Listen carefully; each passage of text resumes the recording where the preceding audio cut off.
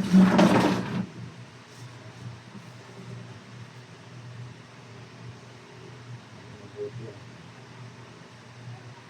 siya.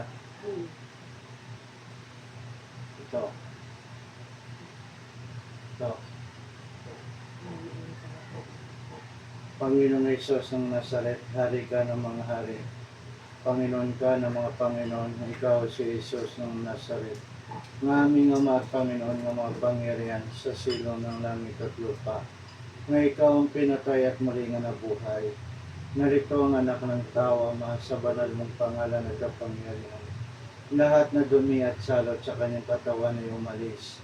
Sa pangalan ni Hesus ng Nazaret, ng aming Diyos at Panginoon ng mga pangyarihan. Hesus ang banal mong pangalan.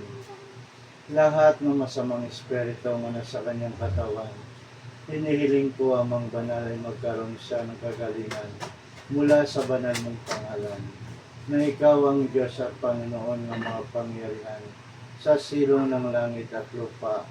Si Jesus Nazareno, si Jesus el Santo Cristo ng aming Ama at Panginoon.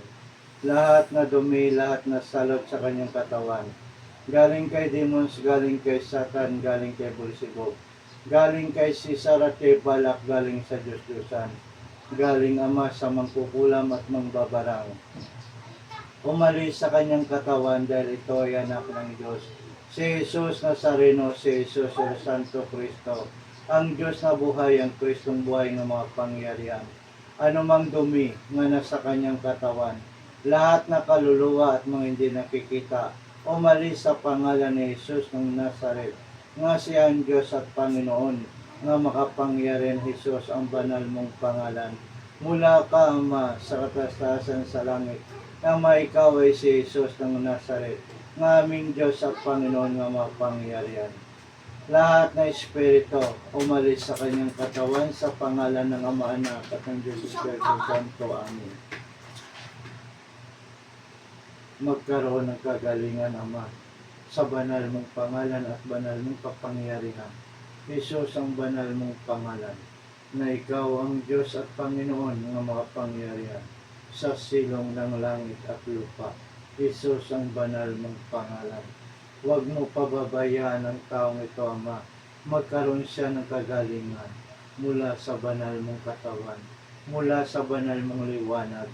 Liwanag ay si Jesus ng Nazaret, nga nagkatawang tao, ni kahalubilo, nagpapadama ng pagmamahal sa tao.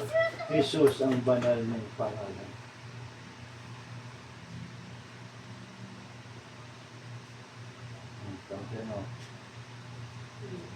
Ayan mo, minute. Minute. Ito. Minute. Hindi na, kanya minute. Minute. Minute. Mula. Ito. Wala na. Wala na.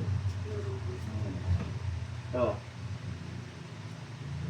Ang paramdam mo, May lumalabas sa akin sa likod mo, yun na yan, lumabas na ang bad spirit sa katawan mo. Kasi pag pinabayaan mo yan, susunod mo sa salita na yan. Yan ang ingatan mo sa sarili mo. At saka lagi kumikasal. Importante yun, yung mananalangin ka. Tulungan mo lang sarili mo. Saka pag ano ka sa sarili mo, ano ka punta sa sarili mo para magkamit ka. Huwag mo hayaan yan. Kasi pag-abang tumatagal ang malalayan. Huwag pinabayaan. Outward na yan, mawala yan. Dati pupunta mo, wala yan. Wala na. Ngayon, mayroon. Linggo lang ito eh. Huwag pinatagal mo. Hindi ko kasi alam kasi pag sumasakit yung ngipin ko, hindi naman ganito kamaga. Tsaka first time lang na magamit ko ako talaga. Nagamaga. Sumasakit yung ngipin ko, wala namang maga eh.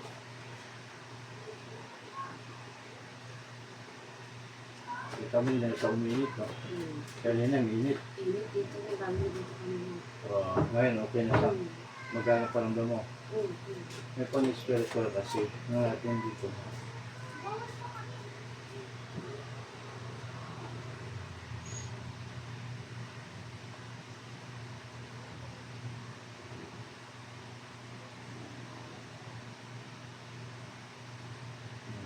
kailangan ng mag-aaral.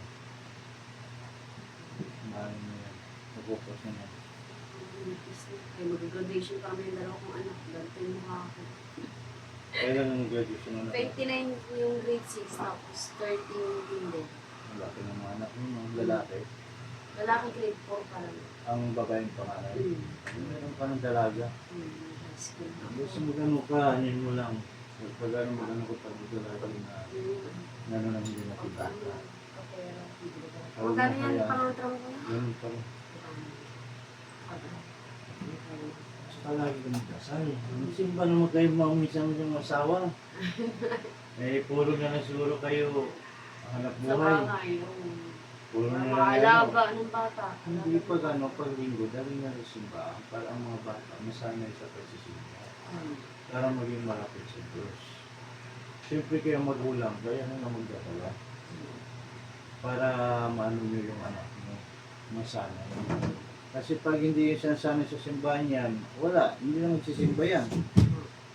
Hindi, panganay ko nagsisimba naman yun siya. Siyempre yung pamilya ba, at saka kung ano, at least pati yung bata maliit, at least pag ano, magbanding kayo ng pamilya, tapos kumain kayo sa labas, tapos simba. Simba sa Quiapo, simba sa bayan, kung saan gusto nyo, simbahan. Ang importante kasi doon yung lumapit kayo sa Diyos. Taon na nga kami ng pagsimba. Kita mo, taon na, dapat nang simba kayo. Lalo itong ano, kasi kung anong banal espiritu, at ang person. Kami yung simba kayo. Kaya buto naman kayo.